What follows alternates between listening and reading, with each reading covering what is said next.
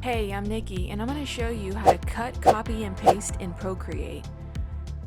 Before you can cut or copy, you need to first select the part of the image that you're interested in. To do this, tap on the selection tool in the menu bar. It looks like an S. You can choose from a few different selection modes, like automatic, freehand, rectangle, and ellipse. We're going to use freehand, which lets you draw a line around the part of the image that you want to select. Once you have a selection, you can cut it from the image. To cut, swipe down with 3 fingers to bring up the copy-paste menu.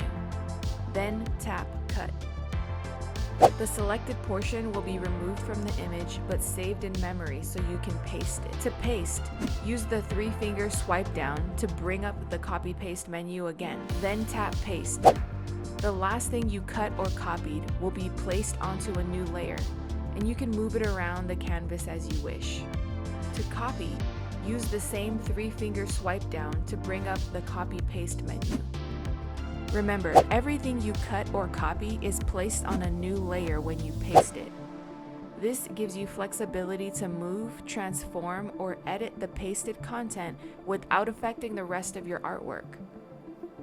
Using the 3-finger swipe is a great way to access the copy-paste menu, but you can also access it from the Actions menu. That's the wrench icon at the top. Tap Add and you'll see your cut, copy, and paste options at the bottom of the menu. Thanks for watching. If you enjoyed this video and want to see more like it, please consider subscribing to my channel. I appreciate your support.